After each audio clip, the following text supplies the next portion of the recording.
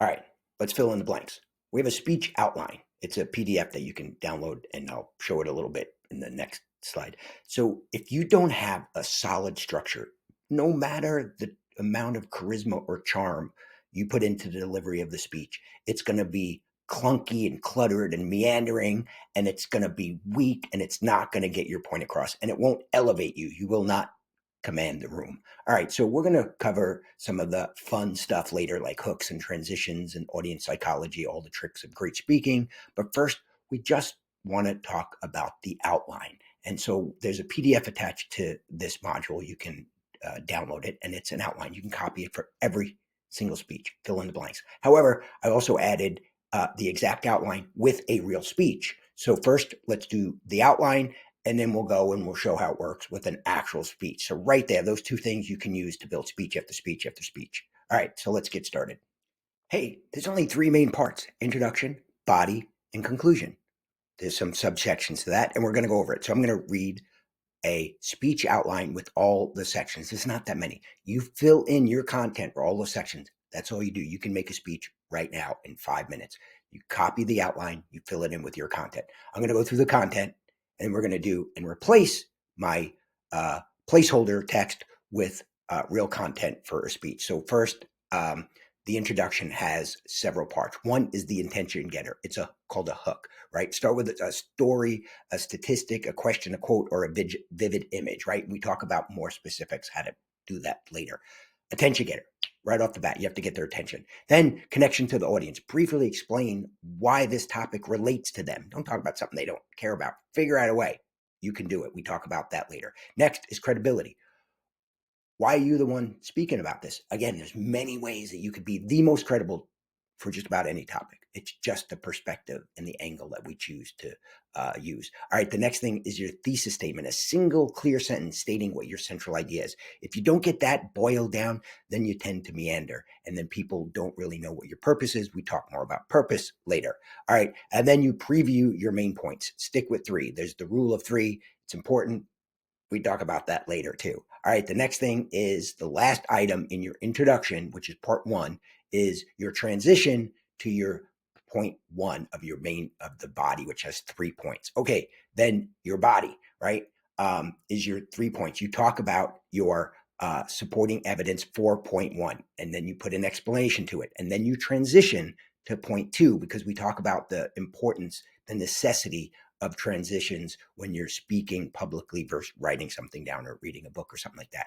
All right, you transition to point two, right? Then you talk about that supporting evidence. That could be 2 subpoints. It could be 3 subpoints. You talk about the supporting evidence for point two, and then you explain why it matters, and then you transition to point three, right? And then you do the same thing, right? You do talk about your supporting evidence, you make an explanation about it, and then you transition to your conclusion. You put a signal that you're ending. Very comforting for the audience. We'll talk about audience comfort. So in conclusion, right? You don't have to use that, but that's a way that everybody knows, oh, she's wrapping up the speech. I got it, right? It's very comforting, and they lean in at that moment. We're going to talk about primacy and recency, where we remember the first thing and the most recent thing, which is the last thing. And so that conclusion is really important. So then really quickly review your main points, right? All right, good. And then restate what your thesis is so they know what your purpose was, why you're even there, right? And then the end, a clincher. You have to come up with a strong, memorable line that they're going to be able to walk away with. Remember, because that's the thing that most audience remembers, is that last thing that you said. So your clincher. All right. So you ready to move on, and we'll do a real speech together. All right. Now let's do a real speech. So when I'm in a room full of people and we're building a speech together, what I'll do is I'll start by showing a 1 or 2 minute clip of the absurd, ridiculous Cocaine Bear movie. And then I'll show another short clip of the equally ridiculous Sharknado. I choose the Sharknado in Space One.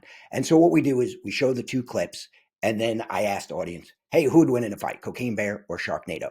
And so what happens is somebody's like, well, it's going to be the shark because of this reason, or the bear because of that. So we just do that for a couple minutes. And what we're doing is we're building points, content for our speech, right? And then we do that for a few minutes, and then I by a raise of hands, how many people think shark would win, how many people think the bear would win. And so they raise their hand. Whoever the winner is, we build that speech, right? And so then we go through the outline that we just talked about, and together we come up with the pieces to it. So we come up with an intention getter, the hook. We come up with how it makes any sense to the audience. We come up with all the pieces. And so right now, I'm going to read you a script speech that we had come up with once that touches on all of these points. So, are you ready for Bear vs. Shark?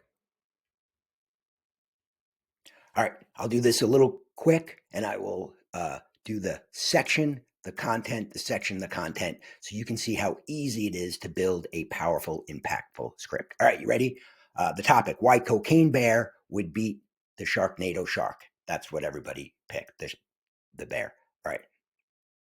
Our hook, our attention getter. Picture this: a massive black bear pumped full of cocaine staring down a tornado swirling with killer sharks. It's absurd. It's brutal. It's the showdown none of us asked for, but definitely one that we need to settle. Now, connection to the audience. Everybody loves a who would win debate, whether it's Batman versus Superman, King Kong versus Godzilla, or Rocky versus Bruce Lee. Today, we're tackling Cocaine Bear versus Sharknado. Next is our credibility statement. Why are we speaking about this? I have too much time on my hands, and I've studied the footage, looked into real bear behavior, and reviewed shark biology, so I can expertly break down the facts. Now, our thesis statement, our main point that we're going to get across. Cocaine Bear would defeat Sharknado Shark because of its raw strength, cocaine-fueled stamina, and unmatched adaptability. All right, now what we're going to do is we're going to preview those main points. First, we'll see how the bear's physical prowess makes it nearly unstoppable in close combat. Next, we're going to explore how its drug-fueled energy gives it an edge over the shark's limitations. Finally, we'll look at how a bear's adaptability to adjust to any environment makes it the ultimate survivor. Now, we're going to transition to our body and our main point, point one. So let's start with how powerful a bear amped up with cocaine can be. Okay, that was our introduction. Those are all the sections introduction. We transition to our main point. So ready for the body, main point one. So supporting evidence, that's the first thing. A black bear can already flip dumpsters, smash car doors, and fight off wolves. When you add cocaine, that strength is amplified into reckless, almost unstoppable force. Explanation. The Sharknado shark may have sharp teeth, but once it's within the reach of the bear, its claws and brute force work to tear it apart in seconds. One solid strike, enough to end the fight. Now we're going to transition to point two. But fights aren't just about power. They're about who can keep going the longest. So now we're in point two, supporting evidence. Cocaine Bear is fueled by a drug frenzy that drives it into nonstop action. Sharks, on the other hand, need water to survive and quickly weaken when outside of it, even inside or tornado. Their time is limited. And now our explanation. In a prolonged battle, the shark fades fast while the bear charges forward with wild, unpredictable energy. This means the longer the fight lasts, the worse it gets for the shark. Now we're going to transition into our third point and our final point. And as the fight drags on and the bear has another advantage, it can adapt. Now we're going to do point three, which is adaptability or supporting evidence. Bears are natural survivors. They can climb, swim, sprint, and adjust to whatever environment they face. The shark's entire strategy depends on staying inside the tornado, which is unpredictable and temporary. Explanation. Once the storm loses power, say, or if the fight shifts away from it, the shark is sort of helpless. The bear, on the other hand, thrives in almost any condition and will always find a way to attack.